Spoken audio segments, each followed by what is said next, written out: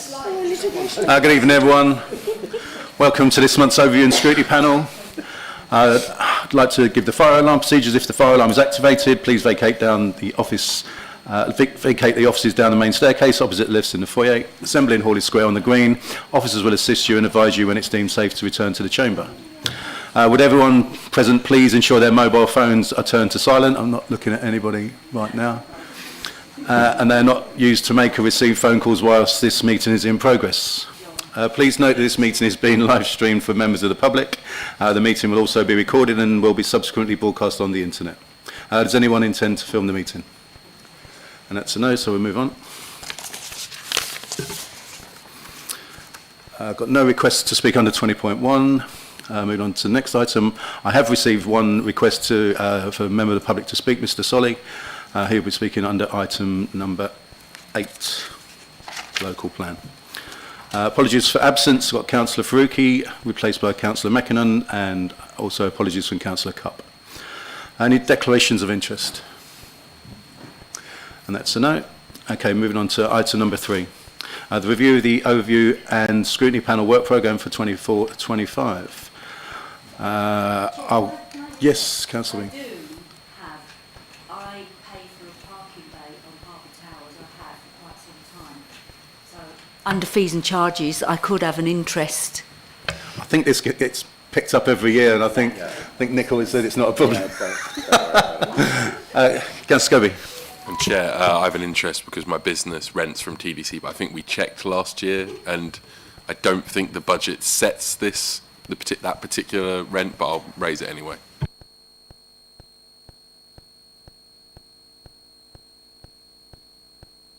It's declared on your interest, though, isn't it, in your form? Yeah, that's fine. I also bought a parking ticket this morning, so obviously. Cheaper than getting one, cheaper than getting one, definitely. Okay, shall we move on? Okay, review of the Overview and Scrutiny Panel work programme for 24-25. I'm going to go to Councillor Bright first to give us an update on our working party. Thank you, Chair. Yep, we had a productive in-person meeting last week. We had Zoe from the pie factory there, which we really valued her contributions. We've started to go through all of the survey responses now, and we're starting to form recommendations to go in a report, and we're hoping the report will be ready on the 11th of March. Thank you. Excellent, excellent, thank you. Any members want to make any comments on that? No? Okay, do any members have any questions or ask comments regarding our work programme? We all okay with what we've all got lined up for the next couple of months? Yeah, okay. I've had one request from a member to ask someone from the Regen team to come and give us a full rundown of how the regeneration projects are coming. I'm not sure if that everyone. I've got thumbs up coming from a few members, so I'll get Charles to see if we can get someone next month to come and give us an update, because we haven't heard anything from them, and we were promised regular reports. I think monthly is what we asked for, and I don't think the monthly was ever promised, but yeah. Okay, moving on to item number 4, Cabinet Member presentation on the Council budget proposals for 25-26. Call on Councillor Yates. Thank you, Chair, and good evening, members of the Overview and Scrutiny Panel. So I'll just quickly run through the key reports: council tax base, fees and charges, the draft general fund budget, and HRA, and kind of give what I think are the key highlights of each. So you've got a clear understanding of what this budget is and what it's about, and some wider context. So the council tax base, so this is how much council tax is increasing this year. So it's worth highlighting all authorities in Kent are increasing to the maximum, which is either a £5 increase or 3%, and in our case that's 3%. So we will be increasing the council tax base by £7.87 for a Band D equivalent property. It's worth saying that Thanet actually has the most generous council tax support scheme in Kent at 90%. And on top of that, we've already allocated a 70k budget for an exceptional hardship fund under section 13A for residents who are in dire need of council tax support on top of the council tax support scheme, and residents can apply for that. Yes, so that's council tax base at a very high level. Fees and charges, we are increasing our fees and charges by 2%. This is set off the September 2024 inflation level, which was 1.7%. However, we are changing one particular aspect, which is bulky waste. We found that the bulky waste fees and charges regime we had this year led to an average collection cost of £11, which meant that we weren't covering our costs. So we will be increasing this to £28 for 1 to 3 items, or £36 for 3 to 5 items. And that will be reflected in either tonight's report or the next report coming. So just want to make that point. So onto the general fund budget. I'll just run over the report I gave at Cabinet. The theme of this budget is again delivering a compassionate, progressive budget focusing on the services the residents are calling out for, namely feeling safe, clean streets and thriving towns, and that's based off last year's resident survey. This year's consultation on the budget has just been launched, and we imagine the same themes will be repeated, but we'll wait to see what those are. As mentioned previously, this Labour Cabinet is extremely proud of our housing programme and the new TA acquisition programme to bring 170 homeless families back to Thanet, who are being housed outside of the area. As part of our budget, we proposed to invest an additional £1.1 million of investment in key public services, such as graffiti clearance, street cleaning, and on top of that, safeguarding support, tree planting, and refurbishment of local shelters. This year, we created a dedicated graffiti cleansing team, and next year, we want to invest a further £94,000 in this area to add a second team, plus further resources to coordinate the two teams' activities. We're also proposing to expand our street scene team with resources for extra staff to deliver improved services around littering and dog fouling, graffiti reporting, investigations, trade waste regulations, and compliance and support to PSPO enforcement regimes. We want to provide more resources into our cleansing service to drive improvements into our recycling rates, alongside more funding for tree planting and coastal cleansing. Improvements to the public realm are a key focus for this administration, so it's pleasing that we've again been able to bring forward proposals that will benefit our whole district. All this is on top of our work to achieve net zero and our applications to the Public Sector Decarbonisation Fund to reduce the emissions associated with our buildings. And that's already been set in place in previous budgets and will continue. I look forward to tonight's overview and scrutiny panel discussion, and I look forward to hearing the views from all sides of the council, as well as feedback from the public if necessary, before we finalise the budget at the end of this month. So that's the budget presentation. On the HRA, I haven't got a huge amount to say. We are increasing rent by 2.7%, representing CPI as of September plus 1%. The majority of which will be covered by increased benefit or universal credit payment to our tenants. Last year, in consultation with the portfolio holder, we created a hardship fund, and this remains, seeing £30,000 being allocated to assist those tenants on a low income who may be struggling to meet the rent or associated service charges levied. I've tried to be very brief and sum up the entire budget context, but yeah, welcome any discussions and questions. Thank you. Thanks, Rob. Members, questions for you, Cabinet Member? Councillor Peckman. Yeah, thanks, Councillor Yates and the housing team. Just two questions. The first question is on the major voids. What is the reason, actually, we've had an increase in major voids? Is that tenants damaging our properties before they move out, or the state of our buildings, or what? Because that seems to be, when we've got high demand in housing, the report says we've got an increase in major voids. So just a kind of an explanation on that. And the second question, I'll come on to that. I'll let you answer that one first. Sorry. Can you ask the second question and just give us a second, and then we'll come back to you. Thanks, Jack. I'm kind of struggling to remember the second question. If I'm honest, I should have written it down. I've got a pad. Do you want a pad? Yeah. What's the thing? Should we come back to you, Jack? Yeah, I'm happy to take the answer separate, because I think we'll have to come back to you on that specific point, Councillor Backman. We can come back in writing in the next few days. yeah, that'd be helpful, because obviously we shouldn't really be having huge major void properties, especially with the need for housing out there. So when I saw the increase and we have to allocate more money for major voids this year, that's a bit of a concern. So if I could, that'd be great. Thank you. Mr. Blundell's just going to make a quick comment on that. Thanks. Thank you. My understanding of this, and we'll give you a full response, it's not that there's an increase in voids, it's more that the cost of reinstatement after the property's been voided is more expensive than we've experienced in recent years. We're seeing that, and therefore the budget's being addressed accordingly to make sure that the home's at decent standard again when it's relet to the new tenants. But we'll make sure that there's a proper response that assesses all that, the underlying factors that drive that, and get back to you on that one. Councillor Austin. Can I ask that response goes round to all of us, because I've had a similar question and it's a concern. Can I just ask about, I've got loads of questions on the more detailed reports later, but a more general question.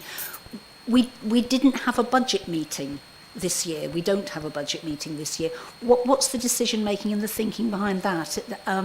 Normally we would have a discrete budget meeting where discussions could happen, and we would have been able to have brought proposals in to that, etc. So, any comments?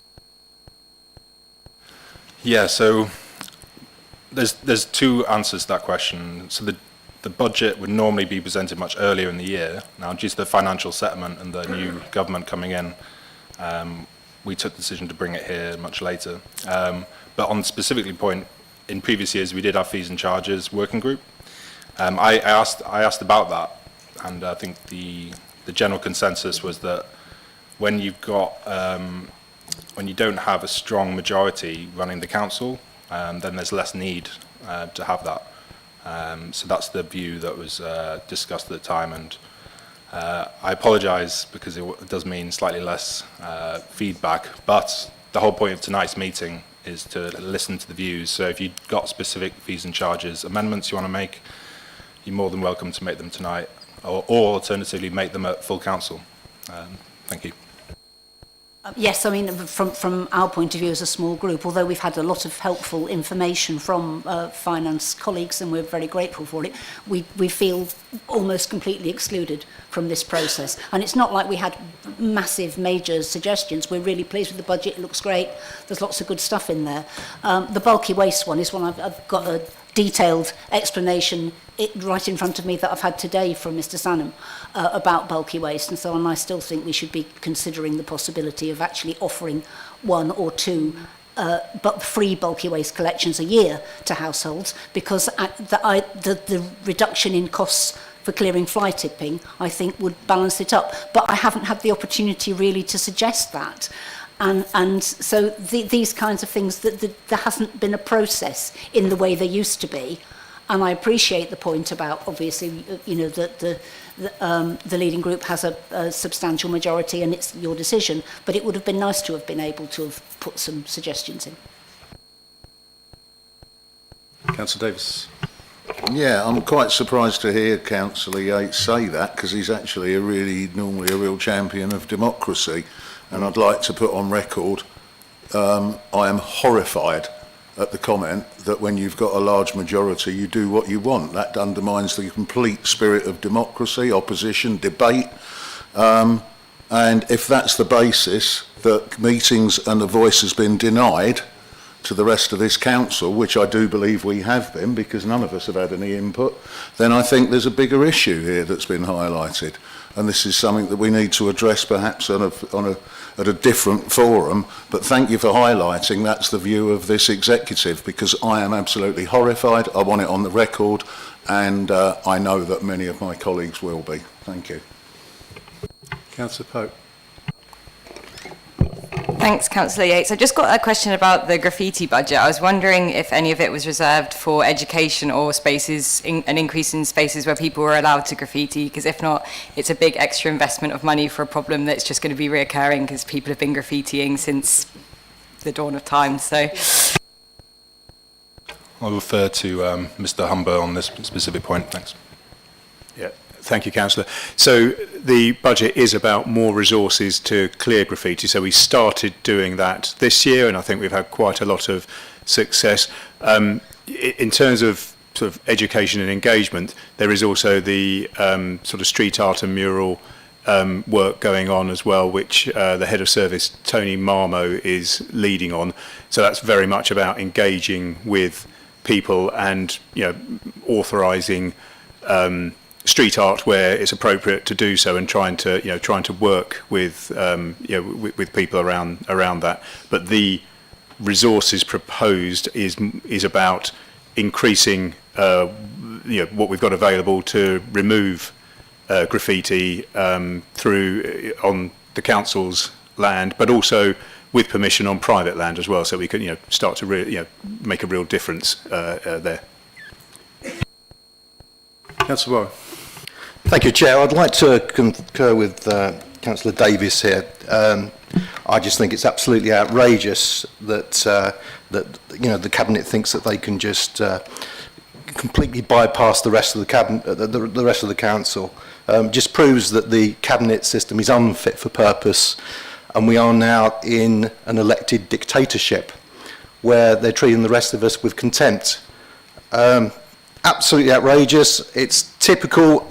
And it mirrors the arrogance of this national government as well, and I'm not a political person. I think the point's already made. Have you got something to comment on the budget then? Well, I might as well go home. Yeah, but we're here to scrutinise the budget, not the way the decision but we all might as well go home, because if the Cabinet are just going to do everything and they've already made their own mind, we might as well all pick our bags up and go home. This has and John will not shut up, and John will not apologise. No, but they're not here to discuss how the decision making. We're here to discuss what's in the budget, and if you want to... You know what? I'm never one to stick by the rules, and I'll discuss what I want, Chair. Thank you. Chair, is it possible I can make a broader point on this? So at last budget, it was actually really good that we had an amendment from the Conservative group to freeze fees and charges for residence parking permits. And that was something we hadn't looked at close enough, and it is something we agreed to on the night at full council. So to say there's no chance to amend fees and charges, well, this is your first chance. Right here tonight you can make proposals, and the second chance is at full council. So there's I'm here tonight listening to suggestions, and if you've got amendments you want to make, now's the time, or at full council. Thanks. So you want me to do that? You see, I'm not a dictator. I have to consult my members before, and I didn't know that you were going to give us the opportunity to do that tonight. You see, I don't tell them what to do. We need to discuss this and come to a collective decision. How can I do this tonight? Absolute nonsense. John, this has been through Cabinet. You had an opportunity to go to Cabinet. This is where you're here tonight to scrutinise the budget. That's what you're here for. This is all about the budget tonight. John. I'll come to you next. Yeah, just going back on to the points that Councillor Yates raised, and it was good to hear that there's further provision for temporary accommodation. Again, I think it's probably needs to be discussed on a different platform, but it would be good to see some of that actually coming into place, because even this week I've again had a family with a disabled child being told that any temporary accommodation they're given will be outside Kent. So we don't appear to be moving forward, and I want to know that we're getting value for all this money that is being directed towards those things. But as I said, that's a discussion perhaps for a different platform. You also mentioned the hardship fund, which I think is very important given the hardship that people have been put into this winter. How do residents access that? Is it a discretionary? Because I understand it's discretionary, but how would a resident approach this authority in order to be considered for the hardship fund?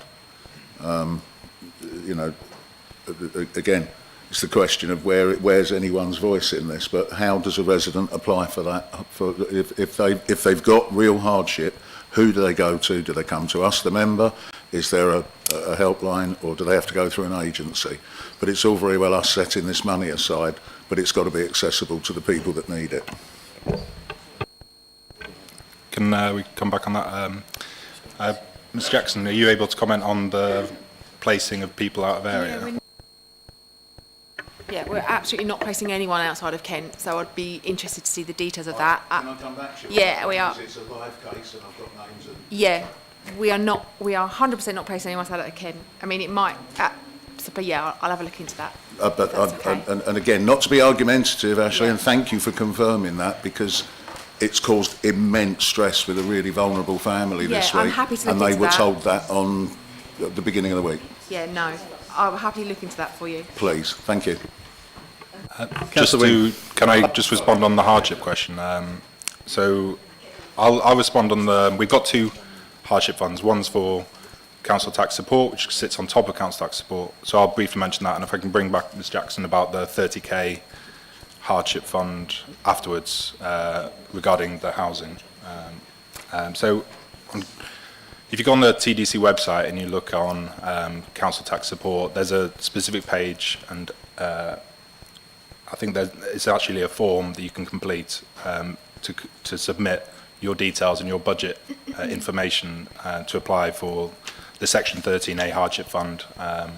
So that's on the website. I've literally gone through all of Kent's council's hardship funds, because that's something I do.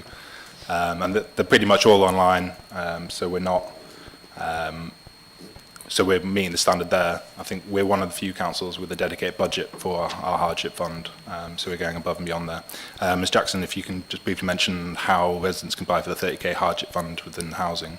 Are you talking about the household support fund? It's in the HRA. It's not me. Sorry, no, it's Sally. But it's the it would be the rental team, the support, the wellbeing team. Yeah. Sorry. The rental support team can provide a link to how to get access to that 30k hardship fund. Thank you, Chair. I just wanted to make a general point around process. So this year the process is very, very similar to the process we always follow. There's been a slight change to the dates that the council tax, the budget is set. So typically we set the budget at the early February council meeting, but it's been deferred to the later meeting when we usually set the council tax. We're simply just combining those items into one meeting. The reasons for doing that is to allow more time with members and also with the public for engagement on the budget, because we had to produce it later because of the timing of the financial settlement. We weren't in a position to report on a draft budget at that period of time. There has been a slight deviation in the fact that we haven't had a fees and charges working group, but we looked at it very carefully in case of we only have so much officer capacity to support various numbers of working groups amongst finance and also democratic services. We already have overview and scrutiny task groups, and we have cabinet advisory groups. There is obviously a limited amount of time that we have to support these groups, and we want to make sure they offer the best value for money where we can make the most impact with those working groups. So that was that working group was removed, but it was partly done because there is the opportunity at overview and scrutiny to look at the budget, to make recommendations as to how you may wish to change it. That, if there are recommendations that come forward from tonight's meeting, we will then have an additional cabinet meeting for cabinet to consider those recommendations prior to the budget going to full council at the end of the month. And obviously it's council's decision as to setting the budget. It's not a cabinet function, it's council, full council permission or approval is required on the budget overall. But in summary, there's been very little change to the process overall. I have briefed all members, all groups, and spoken to all the leaders and given them an overview of what the budget looks like, and members have the opportunity to talk to each other and form consensus on budget proposals, either in these formal meetings or outside that prior to the budget being approved by council at the end of the month. Councillor Wing, your turn. Thank you. I'm not horrified at all, and we had a really good session with the finance team on the budget. Well, I think we were nearly there 2 hours, I think. It was really useful. But I do see some merit in actually maybe having some provision whereby, and I wouldn't even say as political groups, because I think what I'm talking about is we all have an intimate knowledge about our wards. And if you look at my own party, we've got somebody in the villages, 2 in Central Harbour, some in Broadstairs. They're very different environments. So I wouldn't even suggest it needs to happen on a political grouping, but it would be nice at some point if ward councillors, we work very well together, the 3 ward councillors in Central Harbour, and we could bring suggestions at some point about budget, about what we'd like to see in the budget. I would like to go on to graffiti, and then there's an example of maybe one suggestion that could come forward. I've been so impressed with the extra graffiti money. It's been really amazing. But I think we've bought into it in Central Harbour. So I went to the manager of Waitrose, got her permission, got her email, put in the minor works team, and all of that graffiti went. And then I got the contact at the grammar school, because what I was trying to do is make sure we had large sections of graffiti that our team could go out and do it in one swoop, which is exactly what they did. And they also did the whole of Thompson's Passage, because I thought I was going to have to knock on doors. So I know in Central Harbour we're trying to shortcut the work for our officers, because we want them out there removing the graffiti, not knocking on doors. And it's been hugely, hugely successful, and the feedback from local people has been massive. And now wherever I drive, I'm noticing graffiti. And I think about 7 years ago, there was some graffiti removed on Government Acre. It was on a private wall. Again, our team came out. They were there at 7:30 in the morning, because I was walking my dog. That wall has never, ever been re-graffitied. So I agree graffiti will appear, but what we're trying to remove at the moment is literally 15, 20 years of graffiti, and it's all the areas where the graffiti's been removed in Central Harbour, nothing has been put back, and I'm not saying it never will be, but it's so far so good, and there's people on high alert to keep an eye on it. There's actually a local resident who's working alongside the police in identifying the tags, and some of these tags go as far as Canterbury. He reckons it's down to 3 or 4 people. So the next step is, once the graffiti appears, we have to work with the police to actually make sure somebody's charged, because then that will make a big difference. So the graffiti has been massive. Please thank the teams. Please thank Emma Penny as well. But we could do a similar thing with the bulk waste, because the other thing that I'm perpetually reporting is fly tipping. So if we were to invest a similar amount of money as we have with graffiti to targeting fly tipping, and I'm totally with Councillor Austin on this, if we were to offer residents 1 or 2 free bulky waste collections a year, have we done any costing on whether this would reduce the cost of our street scene workers having to come out? I mean, I've put in 3 fly tipping reports in the last 7 days, all of which have come back and said, we went out and it wasn't there. Well, I can tell you the settee is still there, so I think there's a problem with our system as well. But I do think the way we've handled graffiti is a way we could handle some of that other stuff that's in the public realm that is really blighting our communities. But I would like to thank the ruling group for putting that money into graffiti, because it's making a massive difference in Central Harbour. Councillor Curry. Thank you, Chair. Thanks for your report. This is a question about CCTV. I noticed that the CCTV control room is being replaced, and there's a fund and borrowing involved. I just wonder if you could sort of flesh out the details about why we need this. Is it the expansion of the CCTV team? Thank you. Great. Councillor Wing, first of all, I'll just start by saying thank you for getting involved with the graffiti team. I think that's exactly what the officers want, is to make their lives easier, and it's great to see that the team is working well. And it's something we're particularly proud of in Cabinet, that we're investing £94,000 into a member of staff in the office to coordinate the 2 different teams we'll now have, if the budget is approved in April, for that work. The point about additional dialogue, that's something, yeah, definitely we can have a discussion with officers to see how that would work. I think it's quite tight when it comes to fees and charges actually being presented, and then finding calendar space to have a discussion on that. But yeah, let me go away and come back to you about the additional dialogue. Just on fly tipping, so the issue about let's say we made fly tipping bulky waste collection free for a year. So that's not self-financing, and that would, we need to cover our costs. And I understand the point that you could have a blitz on it, and then there might be less fly tipping. However, I think it is, from a finance point of view, we need this income to cover the ongoing services that we're providing. If there's a specific proposal you've got, again, we're welcome to hear it. And Councillor Curry, I'll just respond to Councillor Curry's question about CCTV by going over to Mr. Humber, if that's okay, and then you're welcome to come back. Yeah. Thank you, Councillor. So that, yeah, there, as the report shows, there's provision in the capital programme for CCTV. There's actually a report planned to come to the next OSP and Cabinet cycle on CCTV, which will have more information in it. But the forward plan mentions that there's a report to come, and it's about awarding a new contract for repair and maintenance of the CCTV and new equipment, and with that comes the need to improve the CCTV control room and expand it, because the plan will be to bring more of our CCTV together into a central place with new equipment.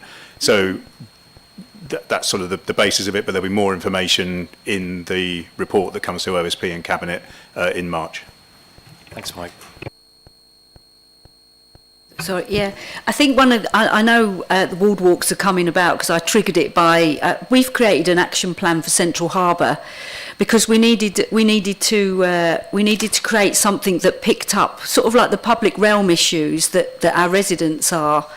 And we pinched the idea from Broadstairs actually, but we've created a Central Harbour one, and I think the ward walk. So we've already approached Paul Valak from KCC, and we did a ward walk with him last year, which was really useful. We got certain things moved quite quickly, including Westcliff Road was resurfaced, and then we've got priorities. We're helping set those priorities by evidencing that with the KCC councillor.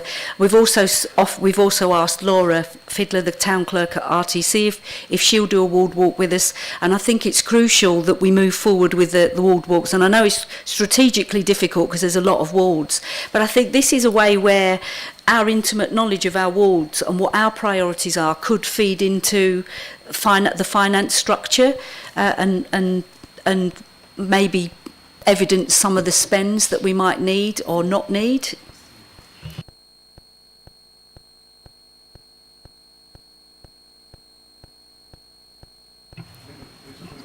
Yeah, sorry, Councillor, I wasn't sure what the question was about ward walks and about yeah. So there will be a programme of ward walks starting soon. I think yeah, the plan is to cover all the wards over the next year, which means roughly every 2 weeks or so we plan to do a ward walk.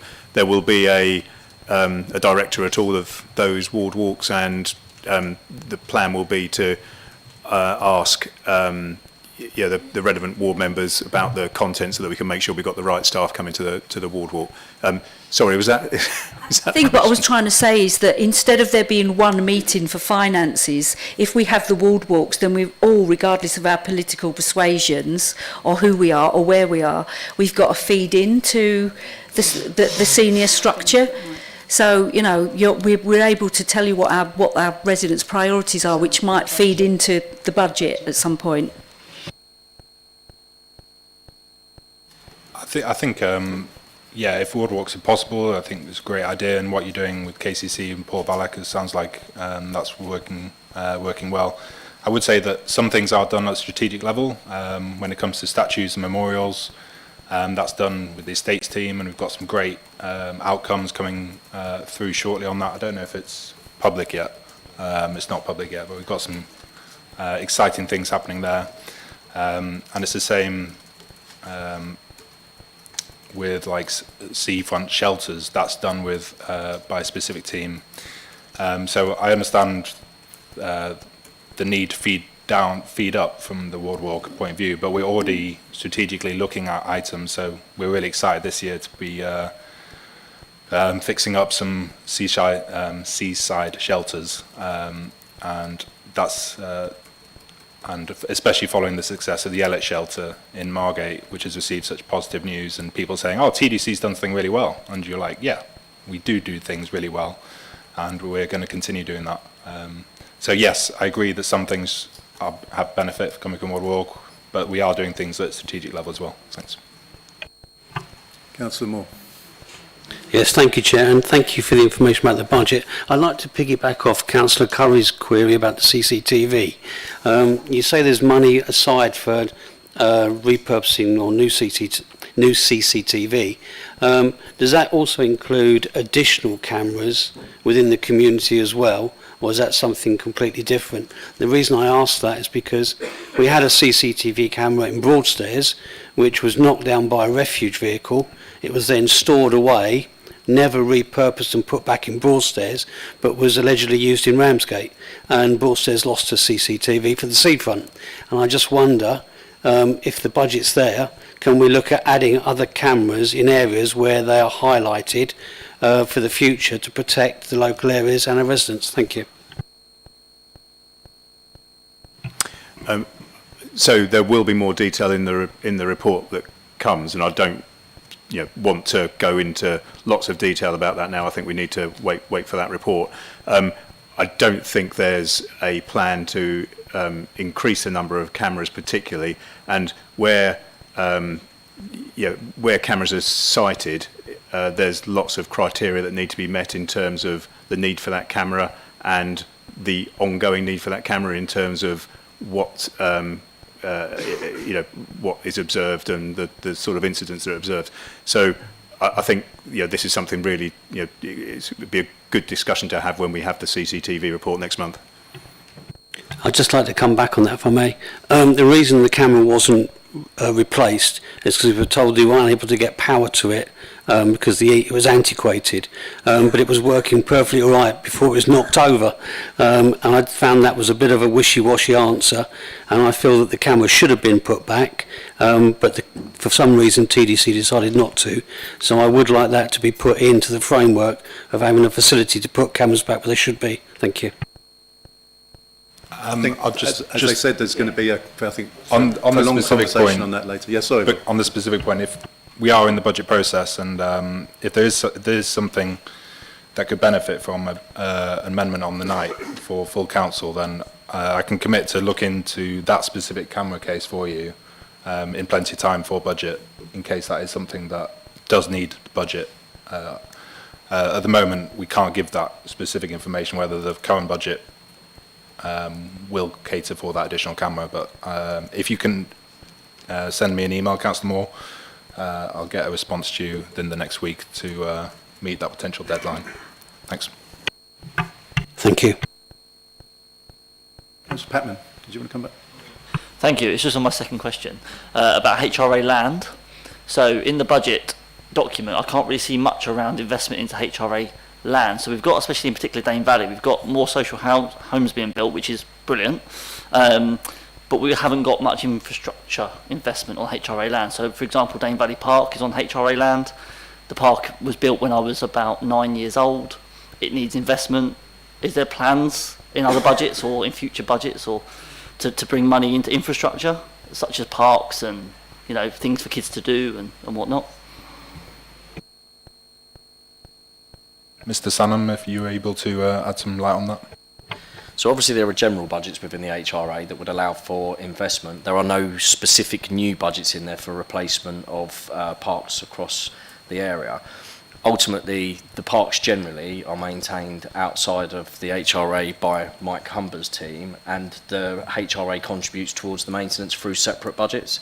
So it's something that could be reviewed independently, if you like, rather than being part of that process, because there are allowances within the HRA for investment, just not specifically allocated within the budget proposals to those individual items, if that makes sense. Great. So it's sweet talking the head of service then. Yeah. It's having a conversation about what the art of the possible is. Thank you. Yes, Mike. I'm just add that there is also, there is some investment shown in St Peter's Recreation Ground, so gym equipment in a park. So there is some investment in the proposed budget. Any more questions for Councillor Yates? David? Yeah, it's not so much a question, more a comment. Thank you for putting the finance together for the waterfall in Ramsgate Seafront, and also for the money to purchase the Royal Harbour car park. Hopefully, once we own it, we'll invest more in it to make it usable. Yeah, thank you very much for those comments. Yeah, with the public realm investments, we're keen to see investments across the district so that everyone can see the impact on a daily basis this council's having. And yeah, taking control of the car park is financially sensible. From a regeneration point of view, it's very sensible because it'll guarantee that there is parking in that location for the foreseeable future. So yeah, thanks for that. I think it's the right thing to do. Okay, any more questions? Okay, we'll move on. We've still got other reports, so we can always come back to Rob in the due course. Okay, moving on to item number 5, the 25-26 draft HRE budget. Call on Chris to introduce the report. Or Matt. I don't want to rehash what obviously Councillor Yates has already covered off some of the items, but the report seeks approval for the 25-26 Housing Revenue Account HRA budget and associated capital programme. A review of the Council's HRA reserves for both revenue and capital is included. The report further sets out the assumed housing rent increases to assist in funding the budget. As discussed previously, 2.7%, i.e. CPI plus 1%. Based on the proposed increase across the whole stock, the average rent is £107.39. This is an average increase of £5.28 per property per week. This rent increase is needed to continue to drive the HRA to a balanced and sustainable financial position, and also to finance our ambitious house building programme and housing investment plan. So I'm pleased to report we have no rents that are above the LHA rate. The panel is requested to consider the content of the report and the recommendations being made to Cabinet. Thanks, Chair. Thanks, Matt. Members, Councillor Austin. Thank you, Chair, and thank you, Mr. Sanham.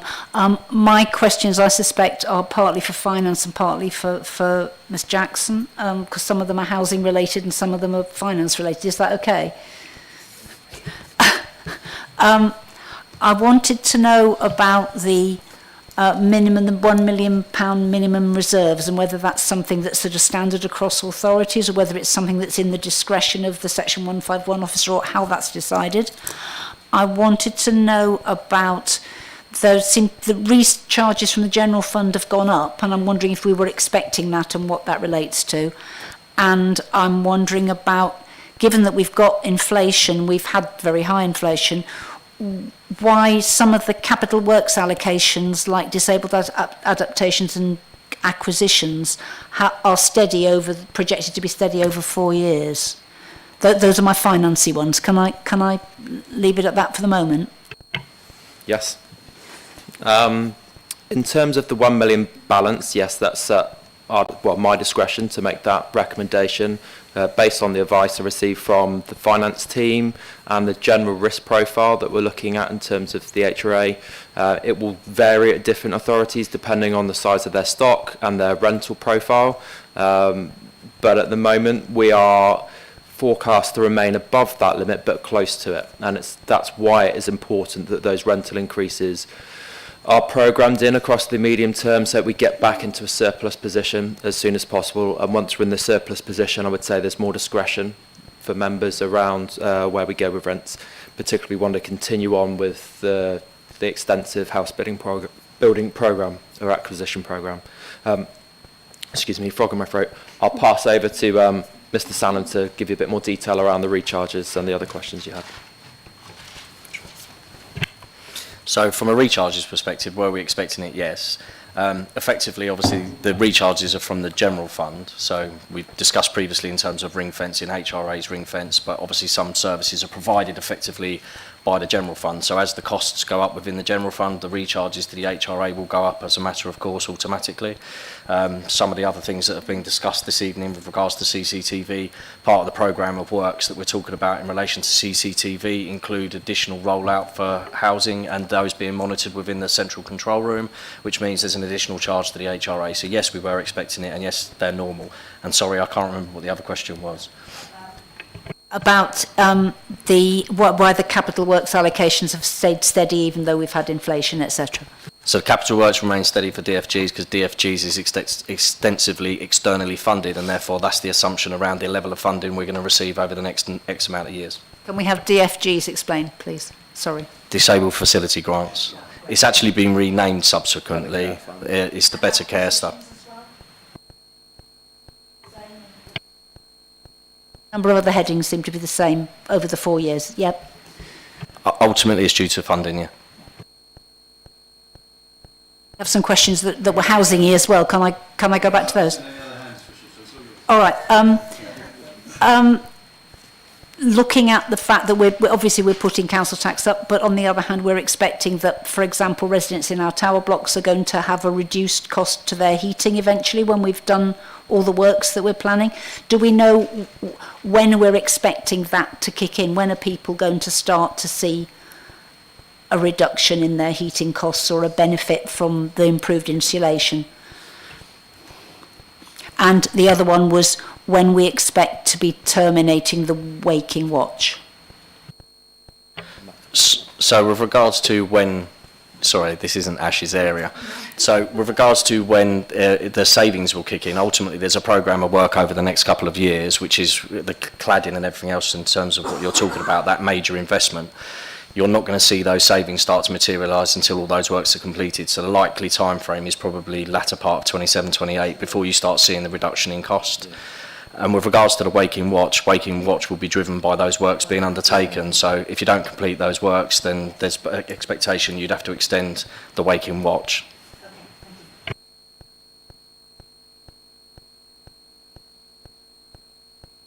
Anybody else? Oh, Councillor. I'd just like to ask about the tower blocks work. I mean, it's moving forward because we get all the notifications, which we're grateful for as well, alongside residents.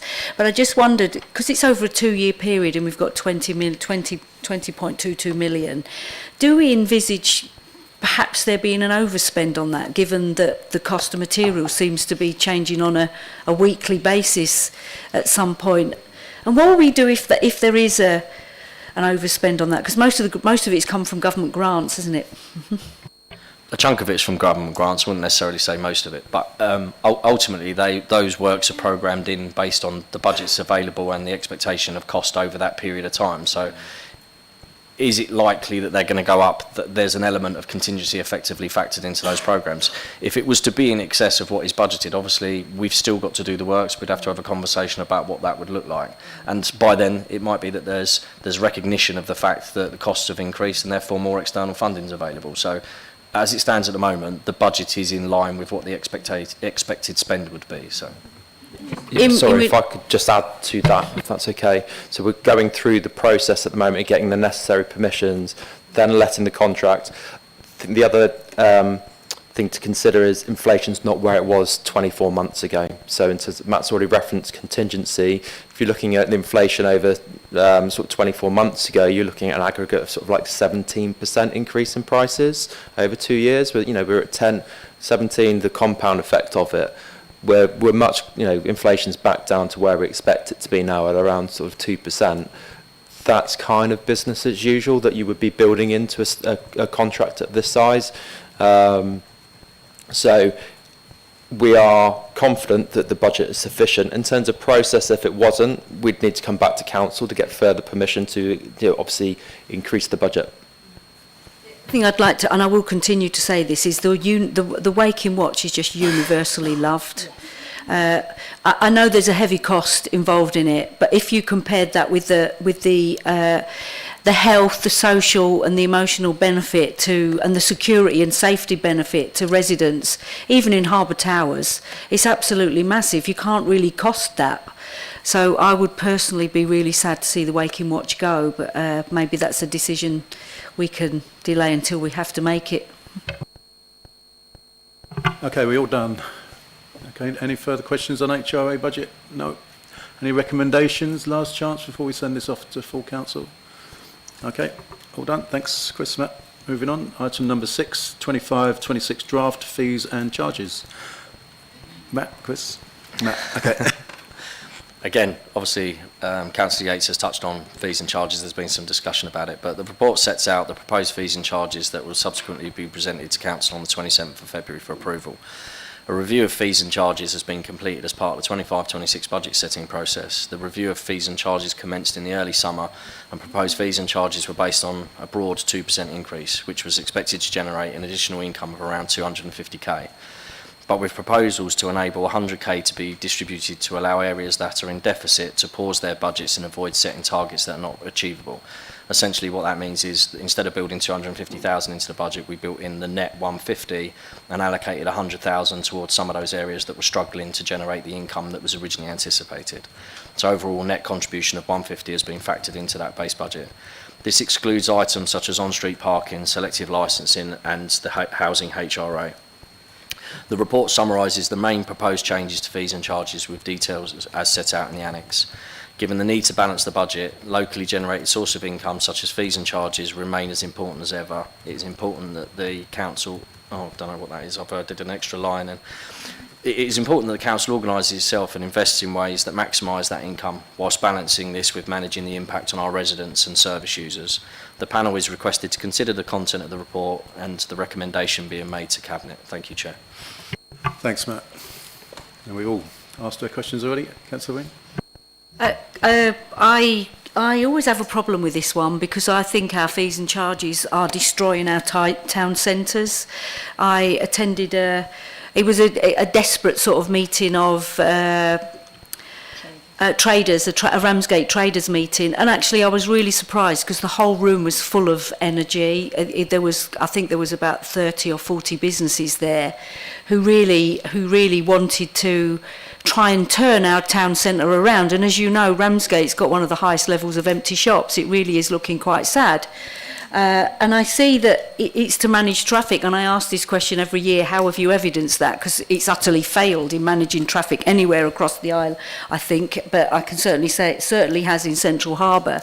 And when we're just looking at an increase of 43,000, which isn't a huge amount of money, but when we're sat talking to residents, listening to residents and listening to traders that actually state high parking charges are putting people off coming into our town centre, then it is a critical factor in helping to destroy our town centres.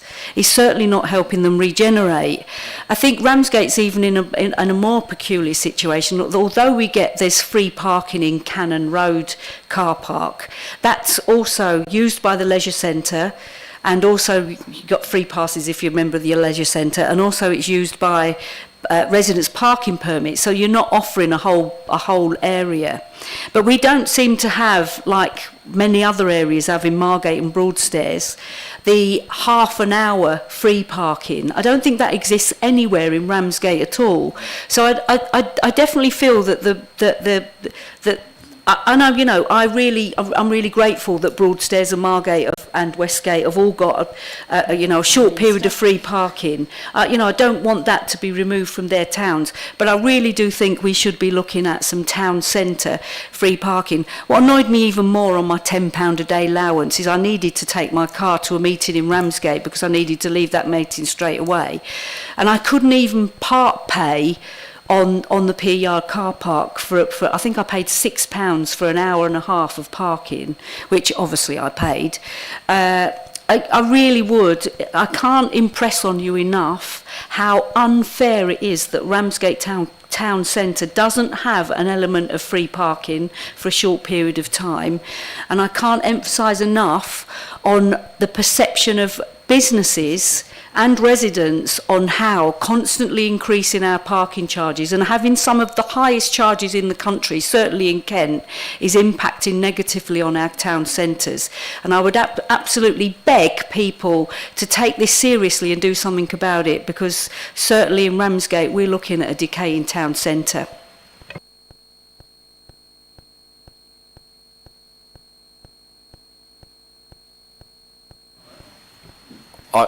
I'm not sure there was a question. It was more about, can we consider the wider implications of parking? I would suggest that the parking strategy and the work that's been undertaken in relation to that will be looking at all the associated issues, which Mike can talk about more.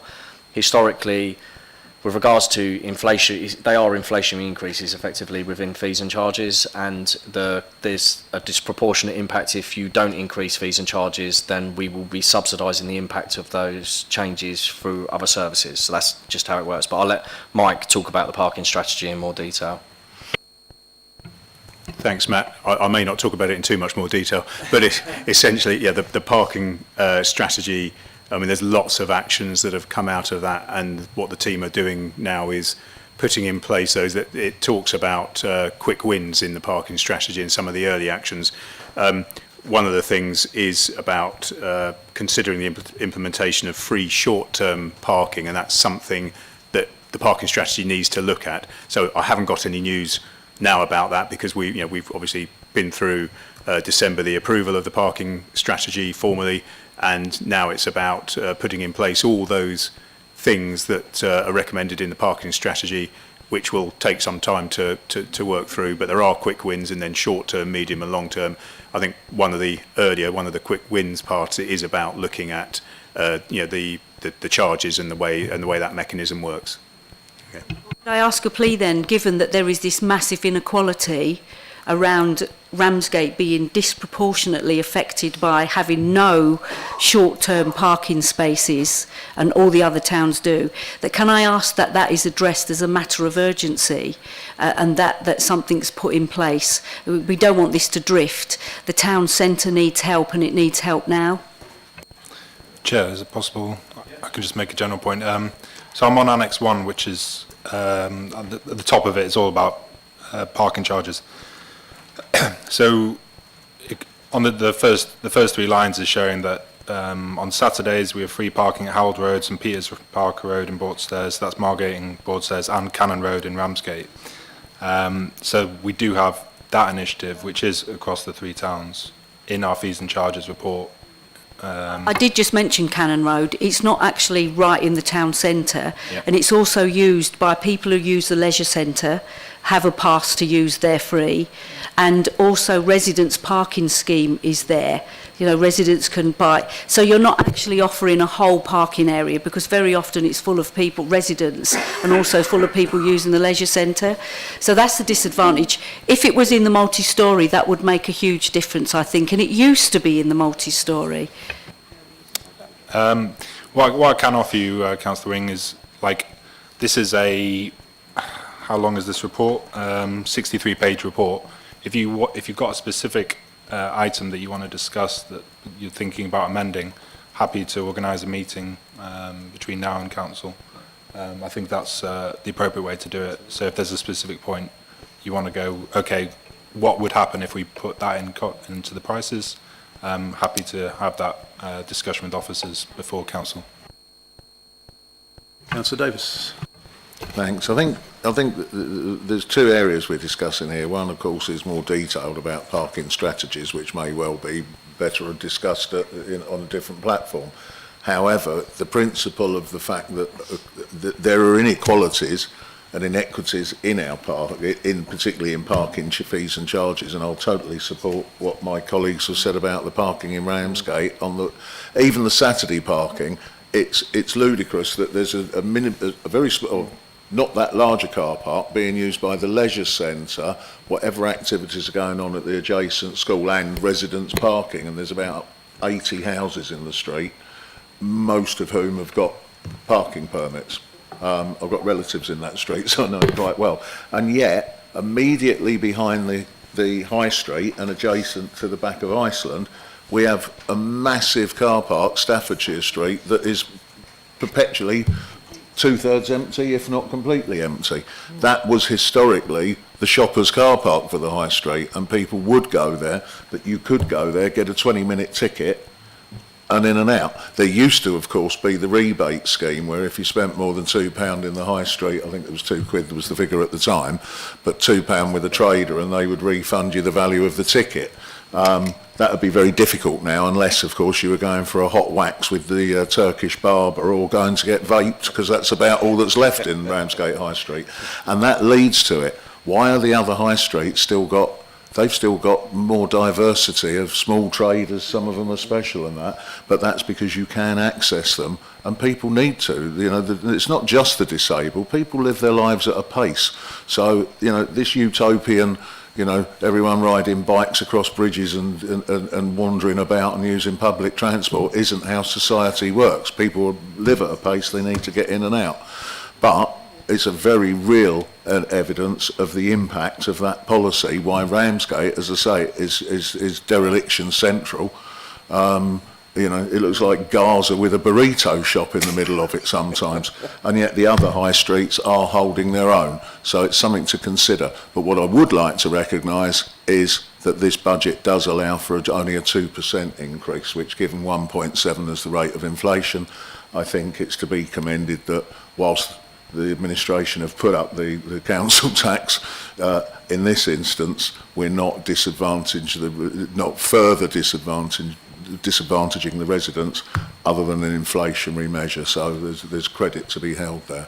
But as I say, I do think that there needs to be a very real look at how parking, because, you know, our parking strategy seems to be a parking, you know. But hey, I won't make further comment. Okay, anybody else? Tricia. Thank you, Chair. I just want to check a couple of things on here. Well, first of all, I wanted to say I wanted to agree that we don't want that we're pleased that nothing has gone up for more than 2%, and particularly pleased to see that things like charges for community events haven't gone up, because that's been a real bone of contention, and obviously it came through in our voluntary sector report last year. I'm assuming the things like littering fines and graffiti and fly posting, those are statutory charges, so we can't change those. Is that right? Yes? Yep. The bulky waste, I'm going to have to come back to bulky waste. Not necessarily specifically about the charges, but yes, we simplified the system, which seems really sensible. You know, I would want to go further, but at least what we've done seems to be a sensible thing. How are we going to publicise that? Who are we going to talk to? Are we going to be talking to housing associations to encourage them to get tenants together so they put several items together, etc., all those kinds of things? We used to have housing associations that ran those sorts of arrangements themselves when they had large areas of flats. Obviously, as their holdings have changed, I think a lot of that has gone. And I do think, you know, as somebody who's there reporting fly tipping more or less daily and coordinating a litter forum in Ramsgate where there is constant feedback from litter pickers out there, you know, they're reporting it on a daily basis. We really do need to be looking at how we can manage this better. And okay, I'm not suggesting that if we gave everybody an annual free bulky waste collection, it would solve fly tipping overnight, but it might do something to help. And I do think that how we communicate this and who we communicate it to is crucial. Are we working with managing agents, for example? Are we working with housing associations? My other question was a slightly tongue-in-cheek one, but I noticed that we're charging organisations where they have to have extra street cleansing operatives for events and so on a Saturday. We're charging them time and a half, and we're charging them double time for Sunday. Are the operatives getting that? It's cost recovery, yes, so they are. Yeah.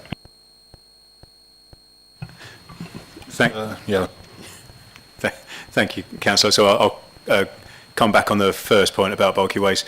I think, you know, subject to that being approved through, at council, I agree absolutely. The comms plan about promoting that is important, and that's something that will need to be looked at and developed. The other point, just to say on bulky waste at the moment, if you want to book bulky waste, you pick up the phone and have to book.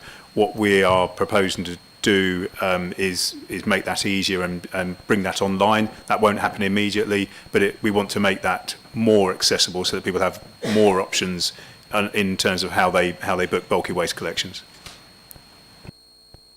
Can they still do it on the phone if they... Yeah, great, yes, fantastic. Thank you. Chair, can I just, on to the first point about freezing the cost of events. Exactly right, we are listening. So we've also frozen residence parking permits. This is the amendment I mentioned earlier, which we accepted at council previous year. And the year before that, or a few years before that, I proposed an amendment to the Conservative budget, which is to freeze residence parking permits. So I think we've reached consensus on freezing residents' annual parking permits. Thanks. All done? Okay, so have we got any recommendations we'd like to make? Councillor Wing, did you have one to make? Yeah, okay. Okay, so we're all happy to send that report off to full council, yeah? Okay, good, thank you. Thanks, Chris and Matt. Moving on to item number 7, the 25-26 draft general fund budget. I'll do this one. Yeah, Okay, I won't Chris, pass thanks. it all over to Matt tonight. I won't say too much because obviously we've discussed this item quite a lot as part of Councillor Yates's briefing. The points I just wanted to emphasise were that the budget's balanced for next year. There's a lot of investment services that have been aligned with the corporate priorities. You'll see that we are taking a reasonable amount of money from reserves next year to fund that. That decision's been taken very much in the context of the potential for local government reorganisation. Reserves are obviously finite, and it's not something you can do ad infinitum over a period of time, as we'd run out of them. So, although our reserves are in a much better position than they were a few years ago, they're significantly improved. They are still relatively low if you could compare them to district averages. We're still probably in the lower quartile towards the bottom third. So it's very much a position that is manageable in terms of our reserve position. There's no concern around our sustainability as an organisation. We've got a healthy reserve position, I would say. But it's important to know that we can't continue to take money from reserves every year. This is something that's fine to do as in terms of the council's priorities, to spend the money in line with the priorities have been identified. And ultimately, that's what reserves are there to do. It's taxpayers' money, and we shouldn't just be holding them for the sake of it. But we need to strike that with a balance of making sure that we've got enough money in the bank to cushion any shocks, and I'm comfortable with where those levels are. I'll be setting that out in detail in the Section 25 report that I have to produce to Council every year that sets out the adequacy of our reserves as an organisation, but just wanted to bring that to your attention as a committee because it's not detailed in the report per se. Aside from the initiatives that are in there that you've obviously had the chance to look at, and I've briefed some of you on that already, I think the other point to draw out is the size of the capital programme in the general fund is significant. £38 million next year and £116 million over the next 4 years. That's really substantial in terms of a district council of our size with a net budget of around 20 million to be spending that amount of money. It includes £47 million for TA acquisition over the 4 years, and that's backed by borrowing.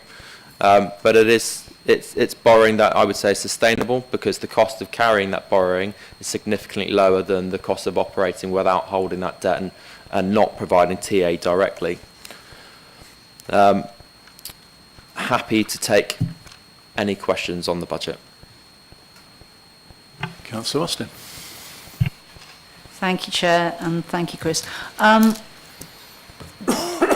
Insofar as I am able to understand it, and certainly informed by the briefing that we had with you, this, it looks great and it makes sense. I've just got a few little questions looking at these figures that I mean, you're talking about, you know, we've got a big capital expenditure programme. Obviously, a lot of it's about temporary accommodation, about those kinds of things which we're 100% behind and which will save us money in the long run, quite apart from the dramatic difference it will make to residents' lives.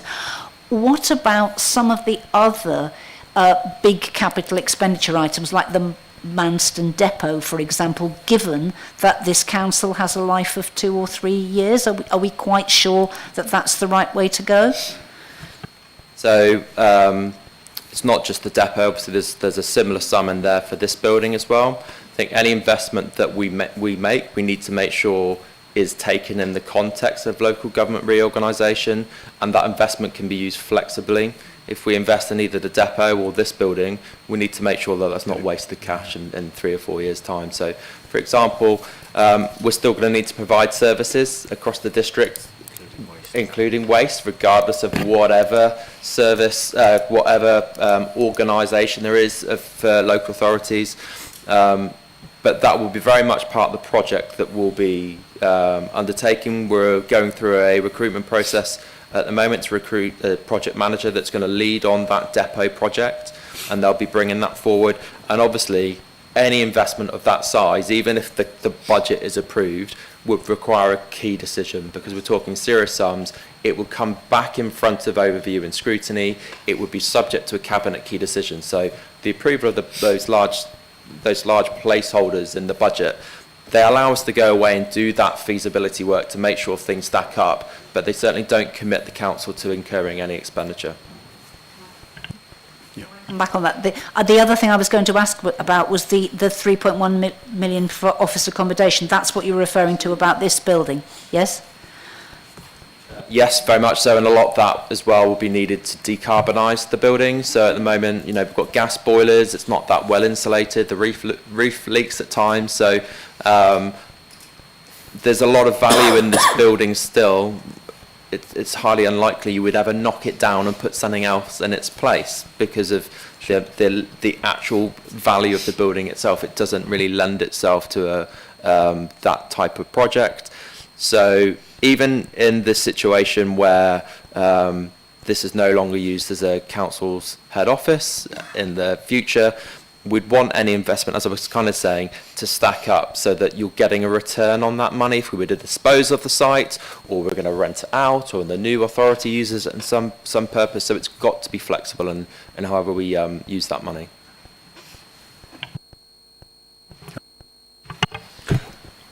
Yeah, I think this is something that, I mean, and again, recognition for your department in particular, because it must be an absolute nightmare trying to keep tabs with the latest way the wind's blowing in terms of local government reorganisation. Of course, we are still ploughing down that route, even without the advantage of a strategic mayoral authority coming in. How are you, again, it obviously has implications because the time frames are completely different. And whilst the fast track was probably too fast, given that all the councils now have to negotiate and agree where boundaries may be and that, we could well be looking at another 4 or 5 year process here. That must have a huge implication on your forecasting ability as opposed to looking at a 2 to 3 year process. And I'm looking at Matt as well on this as well. So, how? I mean, there are some serious implications here because I presume there are controls just to stop money being. This was mentioned before. Profligate, and I think it was you said that there were controls in place to stop profligate spending of money. I mean. Having said that, we need to provide the services. So, for example, the yard will need to be maintained and so on. We're in a slightly different position to the farce of the Pathfinder money, where it just keeps bouncing around and delivering absolutely nothing. And I presume, by the way, that sits ring-fenced separately to every other part of our accounts, does it, Chris? Or? Yeah, I mean, if I take those in turn, in terms of, we've obviously done a bit of a Devo hokey-cokey in Kent over the last few weeks. It's been in and out and then back in again, but albeit probably on a different time frame.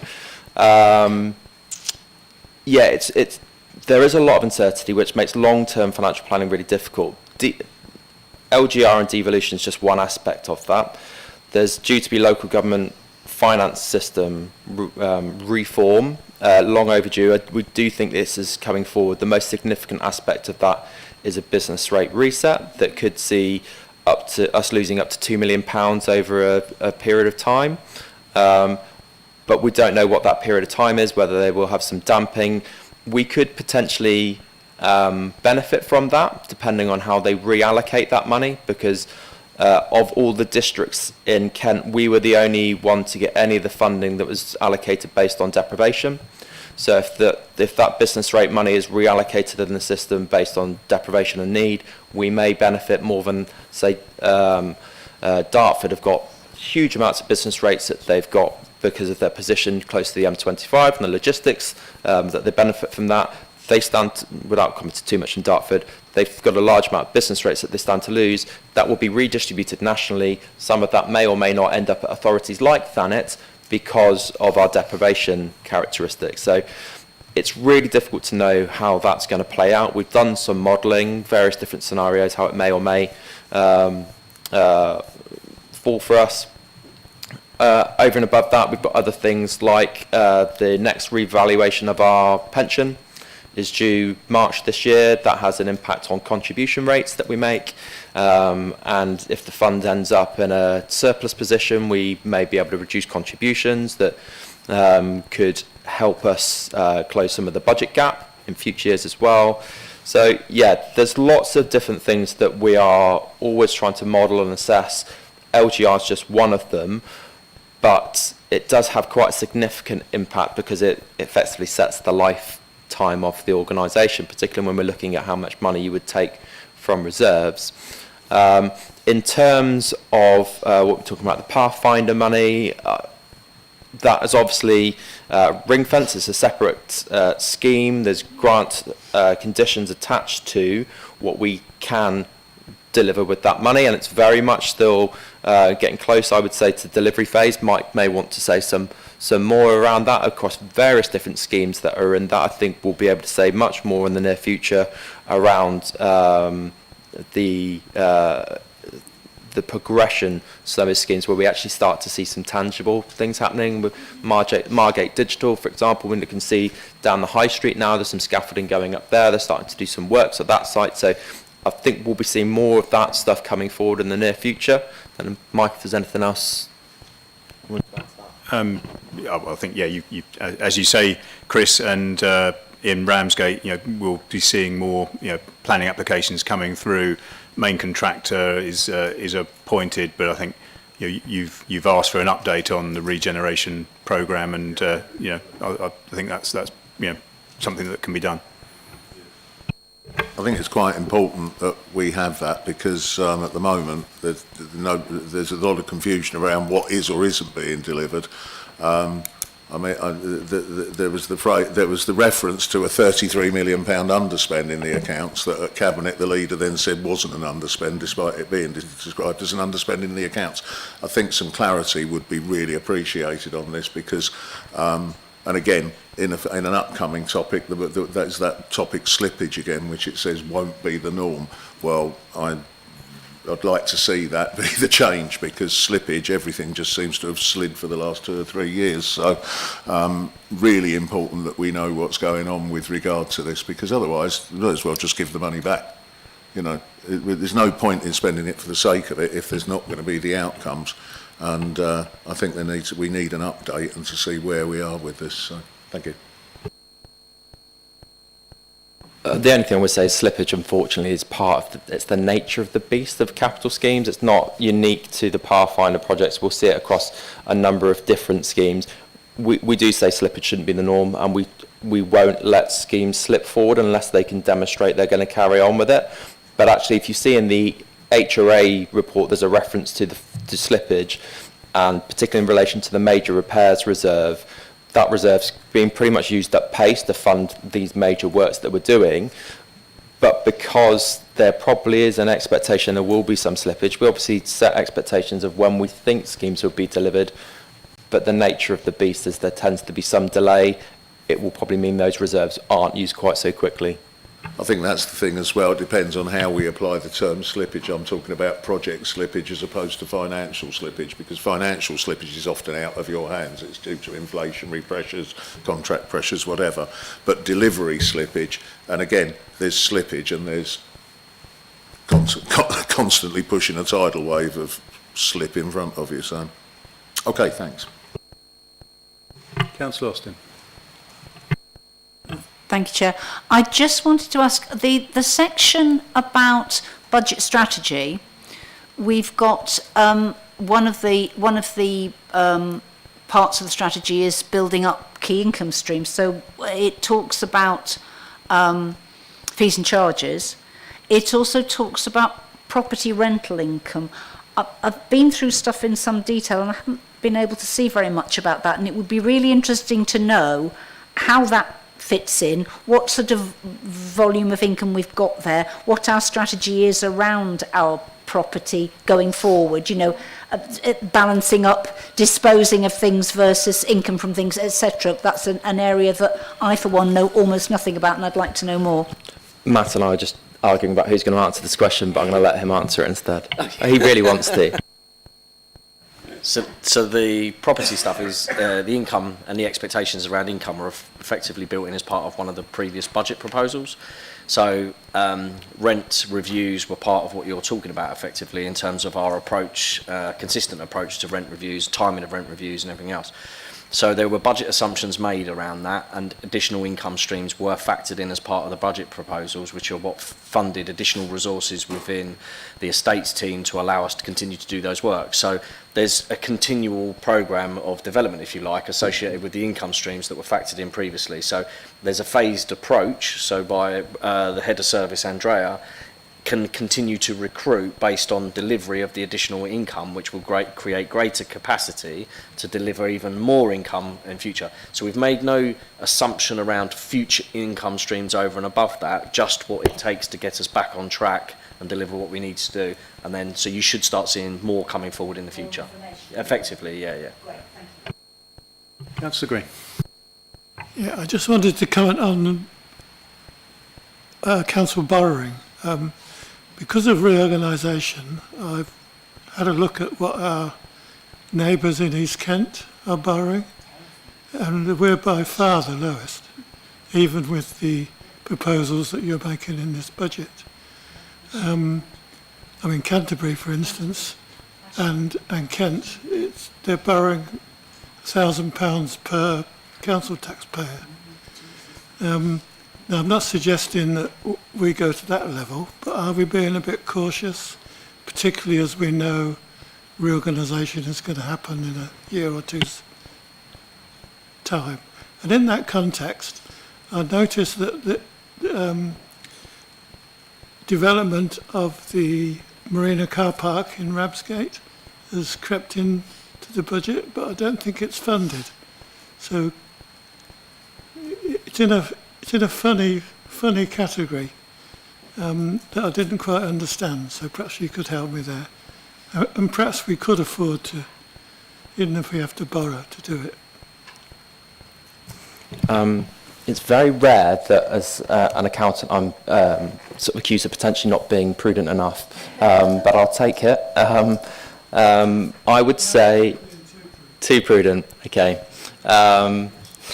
Yes, that way round, sorry. Not been prudent enough, or too prudent even. I don't like getting into the argument of debt is good, debt is bad. I think there is good debt and there is bad debt. It depends on what you're using it for. In some authorities across Kent don't hold any debt at all. I would think in that instance you're probably missing opportunities for investment. Other authorities will potentially have borrowed too much for schemes that in the long term become a real pressure on their revenue budget. Where we look to borrow is generally if a scheme is self-financing or it generates savings in the long term, or we can demonstrate it's linked to a statutory obligation.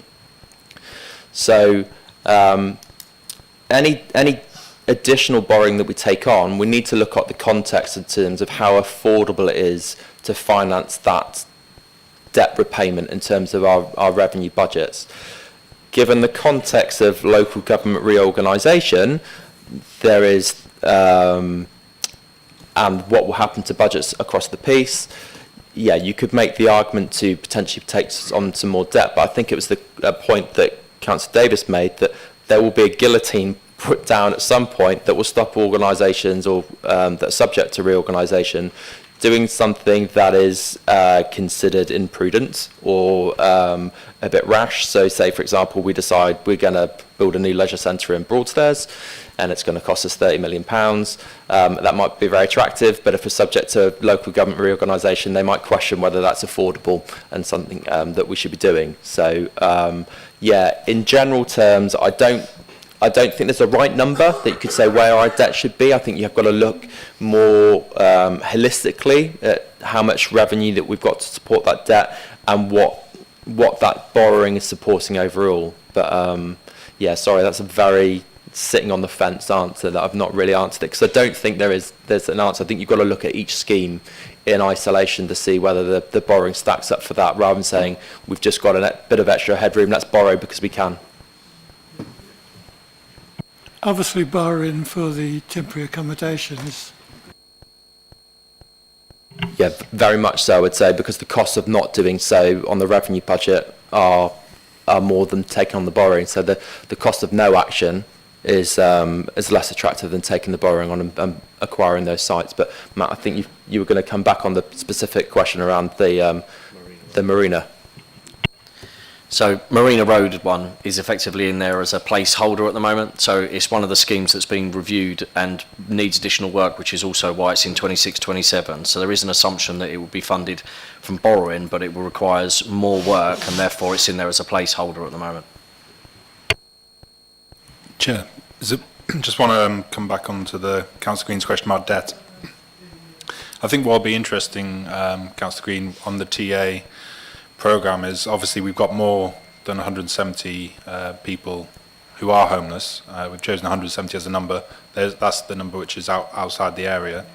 And if you drill into the details, the difference between us paying for an external private provider and providing that ourselves is £100 per night per person. So £100 for 300 people for 365 days. That's a 1.5 million saving we make every year, which is in the report. So I think the question is a good one, which is, once we start seeing those savings, is there an argument to increase that scheme? And I think that's something we will be looking at as we progress with this scheme.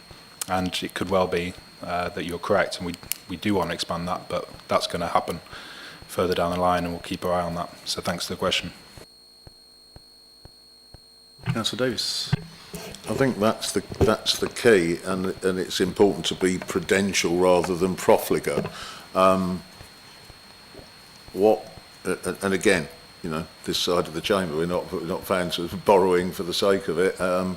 However, if there is there's a real financial outcome, but there is also a social outcome where we need to be looking after our people better, and I think that's the perfect case for borrowing. It's not the most appropriate time, but hey, things are settling at the moment and so on, so you can do that. I think with regard to comparing ourselves with other authorities, I certainly wouldn't want to act like a lemming where it came to following Canterbury over the cliff, because of course their borrowings, for instance, were on the Whitefriars Centre, which is purely speculative, and it would be like us thinking it would be a good idea to buy Westwood Cross. Oh, nobody heard that, did they? Let's not put ideas in anyone's head. What I'm saying is that was a poorly timed, poorly judged, and local authorities are not there to act as major shopping centre landlords. It's not the remit that they're there for. It's the same sort of mindset as why you've got major water companies with operations in the Far East that are now draining their resources. People need to stick to the core of what they're good at. Housing for our people, yes. Speculative investment in spurious schemes, no.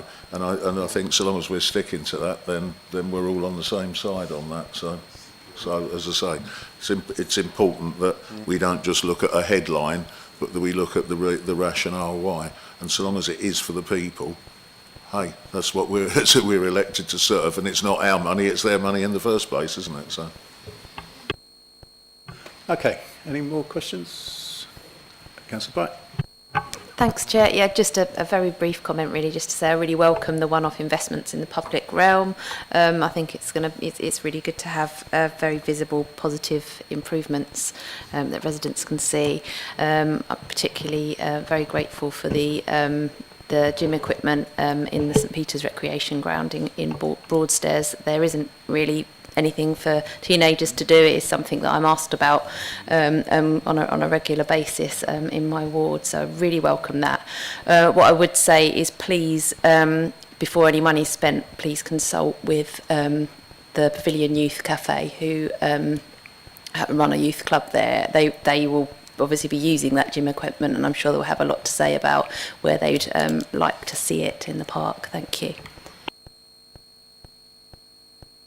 Mr. Humber, are you able to just respond on that, if that's possible?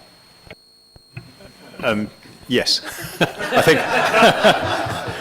I think, yeah, before we put any equipment in, absolutely need to consult with stakeholders. Yes, I agree. Yeah. Okay.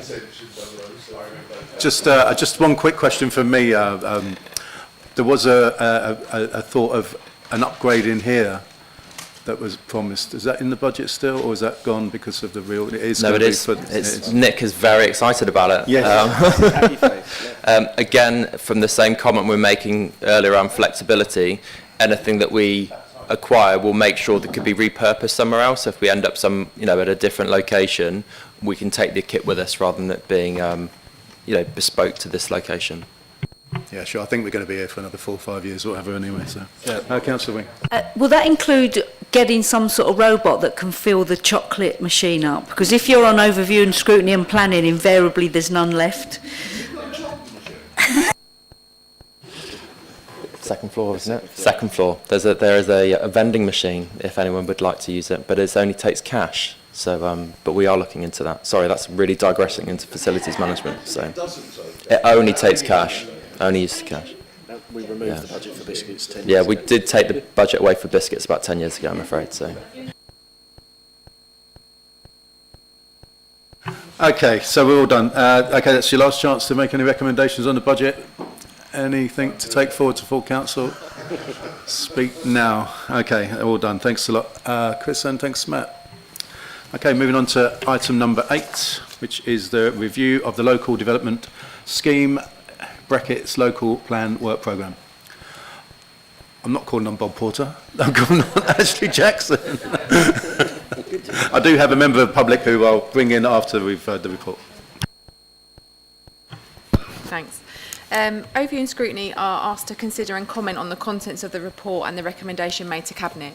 There are 2 minor amendments that need to be made to the table, section 3, page 7, in the published local development scheme, LDS.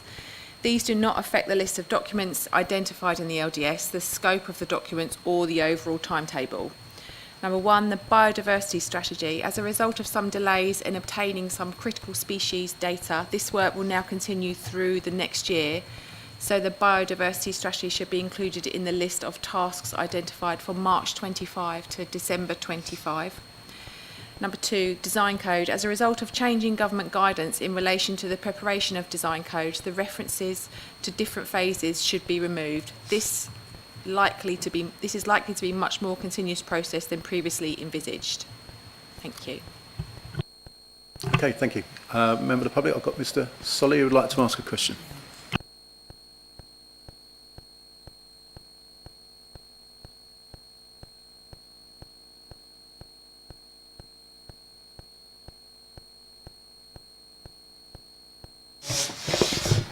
Thank you, Chairperson. I'll put in some comments as we've got the opportunity to from the public space. The local plan has been certainly a contentious issue since the MPPF was introduced to Thanet over a decade ago.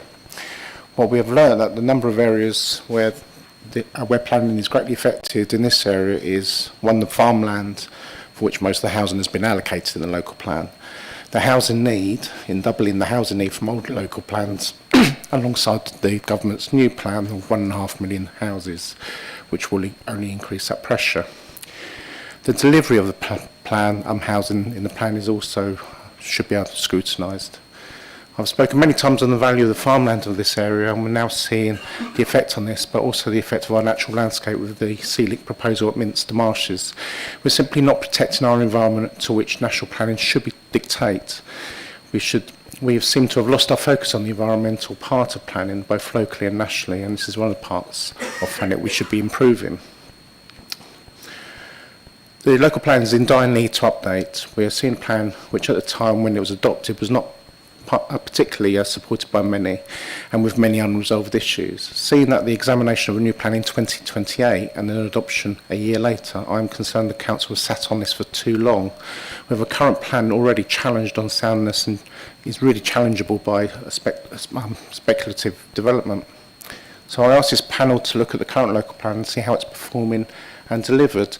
The housing simply has not been delivered, and with many speculated plan applications being approved, one example gladly seeing rejected yesterday on appeal at Minster.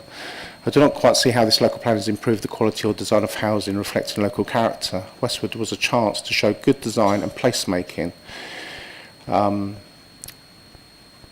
it sadly fails, and there is no schools, no new roads and open spaces for people to enjoy in the area. It relies heavily on car ownership, and there's still no answer on the parking strategies surrounding Westwood Cross and how that could be improved. The road network resonates badly towards using cars with poor walking routes, and very little to support our town centres which have been impacted by this. Said that the local plan examination before it was adopted, that the local housing delivery is 5 years behind what the plan is promoting.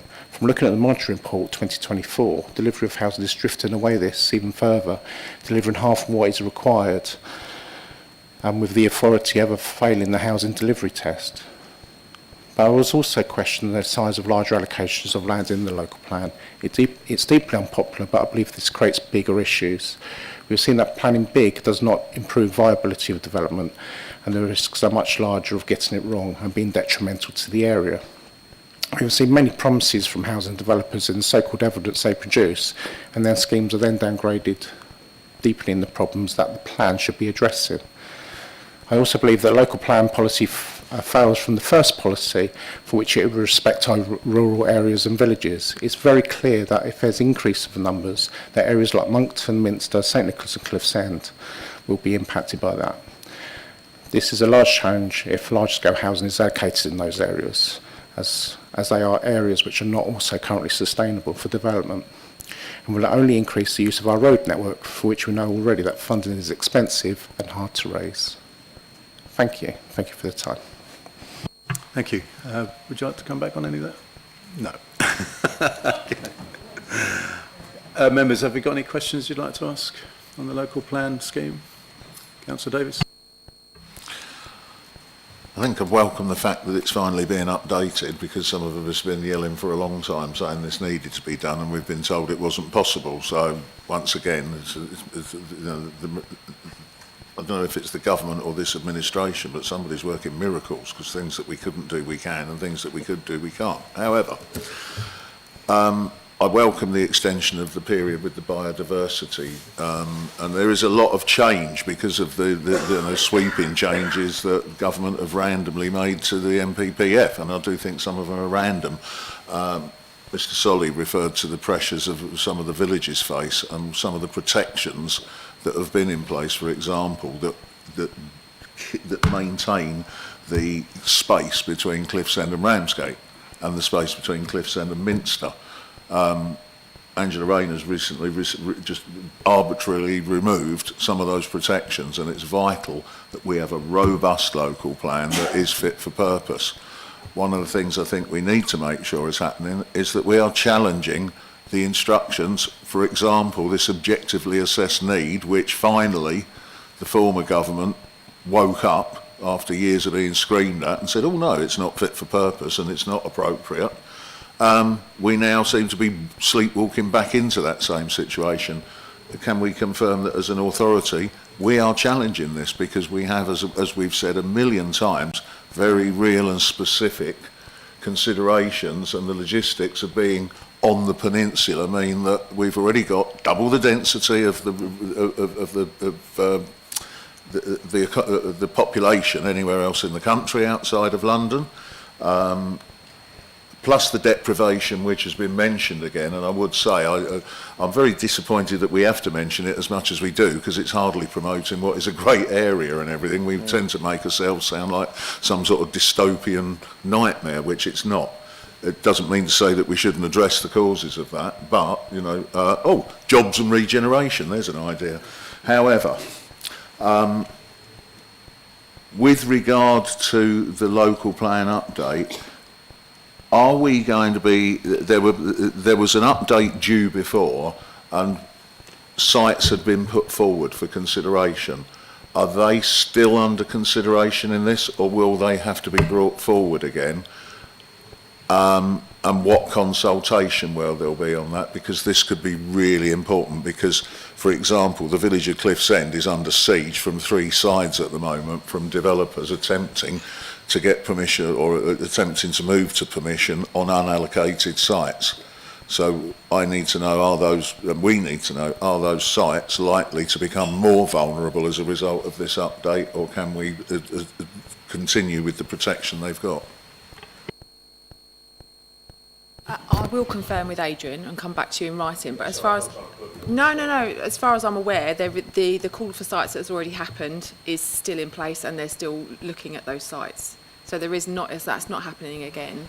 Right, but there's nothing set in stone at this point, so the grounds that we're arguing to protect those sites would still be valid. We're not... I'm just worried about full... particularly because, as I say, and I would say it because I'm Cliff's End and Pegwell councillor, but as a village, Cliff's End is incredibly vulnerable at the moment. And the irony is, it's already expanded exponentially over the last couple of years and still has absolutely no services other than a very expensive cafe at the bottom and a petrol station selling bread at £3 a loaf. So, you know, that we need infrastructure and things as well. And I think that if that can be incorporated into the consultation phase and become part of our policy, it will stop us having these unsustainable, villages. I mean, there's no public transport. We've got a Parkway station, wonderful, for those that live near it. You know, the village is quite spread out. 3 buses a day that don't really go anywhere anyone needs to isn't good enough. And to not have any infrastructure facilities, I think something's got to give, and we need to take a stance as an authority, not just on that, but on the other areas that applies to as well. So people move here and say it's wonderful and that's why they want to come here. Well, let's protect it for the area that it is. Anybody else? Councillor Wing. I was really grateful for Adrian Verrill explaining the whole MAD formula.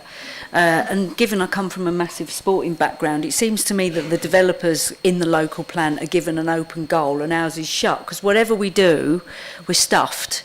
You know, we can't meet the housing numbers, we give the planning permissions, and if the developers don't develop, then we miss that target and then we're forced to take applications. So I've sort of got local plan apathy, because I don't know whether it's worth my while putting in a massive amount of effort to try and challenge the previous government and this government on housing numbers, when I know the rules are set up, it's not a level playing field. I mean, the fact remains we are building too many houses in the wrong place of the wrong type.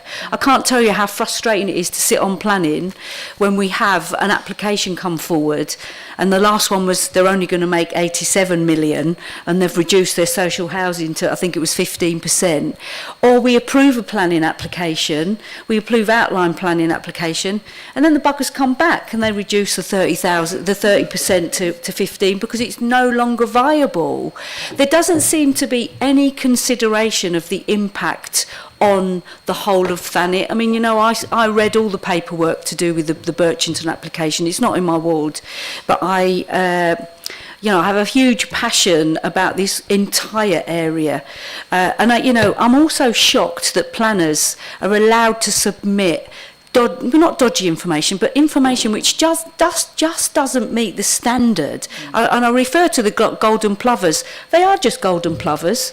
But the stuff that was submitted was an absolute joke, and we should have thrown it back. We should have said, no, go away and do what Natural England said you should have done to assess the golden plover. I just don't know how much effect we're going to have on changing the local plan. is it worth our effort to even engage in this process? I know most of the residents think it's all a done deal. They don't know. They don't really know what the local plan is about because it's in a language that nobody can understand. They don't really know how they input into it, and all they see is the negative side of it. Lots of houses being built and no GP surgery. So I know I'm moaning, but how do we change things so that it suits? I mean, 17,100 houses, I think I worked out, is a 25% increase in our housing numbers. If we get the extra 4,100, that's an extra 36% increase in our housing need, and our population is only going to grow by 10%. So, you know, I'm not that good at maths, but it doesn't seem sensible to me. At Birchington, your population grew by 0.48% in the last 10 years, and you've now got 1,600 houses dumped on your doorstep. They're no longer a village. We are a peninsula, and I don't think the local plan takes any account of the context. I think it was East Hants. They're in a similar situation to us because they've got the national park. So 40% of their land they can't build on because it's a national park. So everything's stuffed in another area.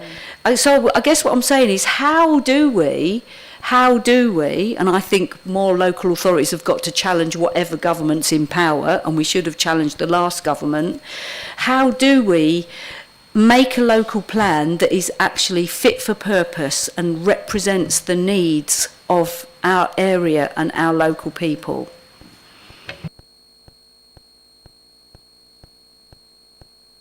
Councillor Pope. I just want to come back on one of those points. I agree with a lot of what you said, but according to census data, 20% of families in Thanet have an adult child living with them. And young people like myself that have to live in house shares for years and years, you know, I feel like that's a voice that is not spoken about a lot in this council, is that there are people that live here that need the housing, and it is impacting them as well. So.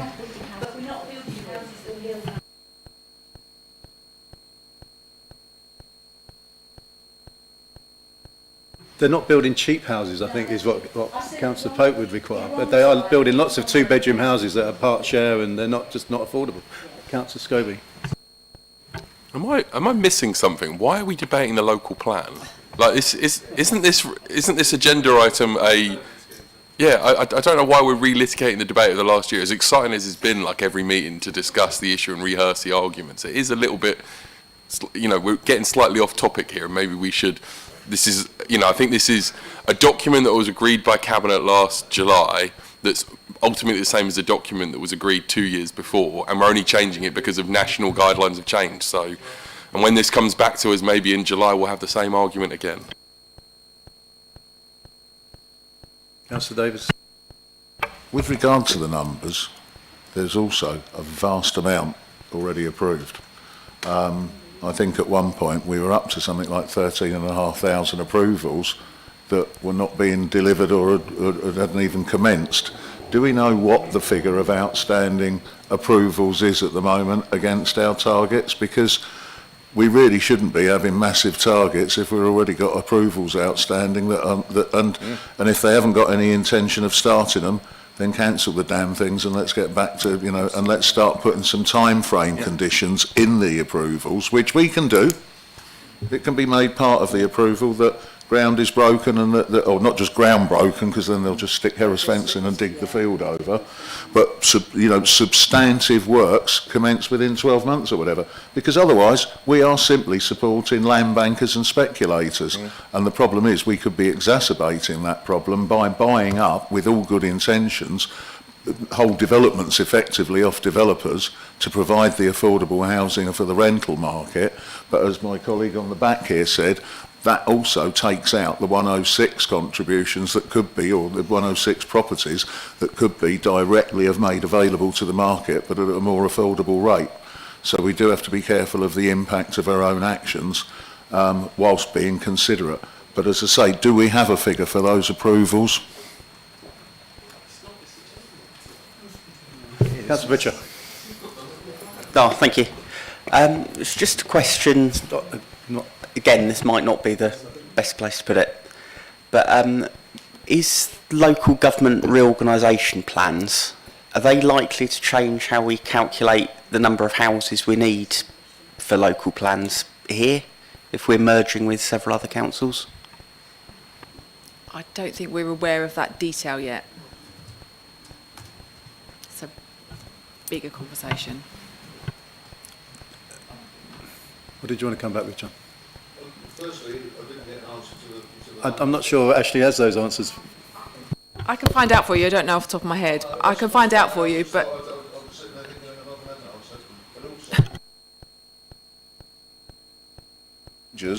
Sorry, it's one of the dangers that we haven't got a directly elected mayor and a strategic authority to have oversight of how the unitaries divide the planning applications, because that's part of the role of that mayor.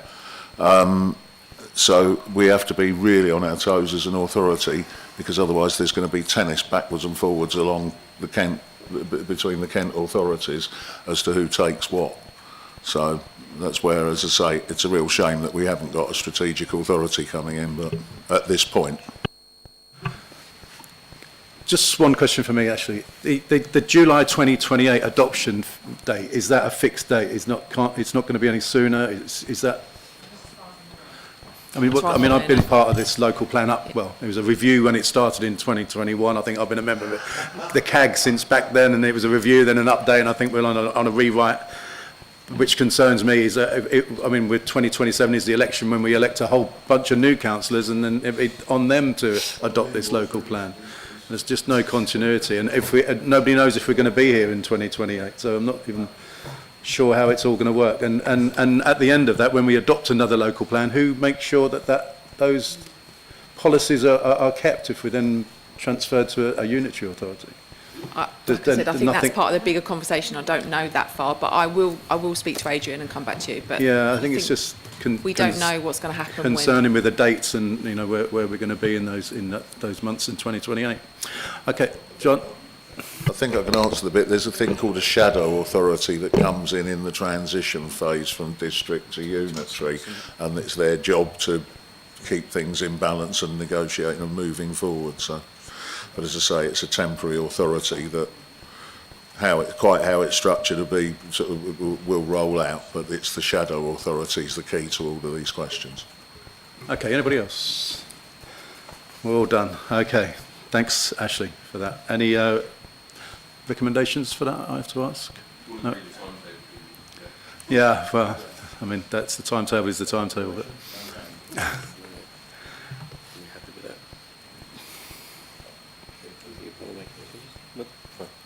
what can we do? I mean, do you want to make a recommendation? Or? Just move on. Okay. Thanks, Ashley. Item number 10, the forward plan and exempt cabinet reports list. Unless... Oh, I've missed one out. I'd like to know the numbers. Yeah. It was the numbers on the... Yeah, just threw me out of it. Item number 9, the covering report for Treasury and Management Strategy Statement, Minimum Revenue Provision Policy Statement and Annual Investment Strategy for 25-26. Call on Matt. Thanks, Chair. The report is required in accordance with the SITFA Code of Practice on Treasury Management. It covers our capital spending, financing plans, and our Treasury strategy backed by prudential indicators and limits. Obviously, there's been a significant amount of conversations tonight with regards to what we're doing with regards to borrowing, where we are with regards to the capital programme, and so on and so forth, and they all feed into this strategy. The report also presents for noting and comments the Council's minimum revenue provision policy, capital strategy, investment strategy and non-Treasury investments report for the next financial year. The panel is requested to consider the content of the report and the recommendations being made to Cabinet. Thank you, Chair. Thank you, Matthew. Members, I think we're all budgeted out, are we? Thanks, Matt. We're done. Okay, moving on to item number 10, the forward plan and exempt... no, I do have to ask, though, is there any recommendations on that? No, no recommendations. Okay, forward plan and exempt cabinet reports list.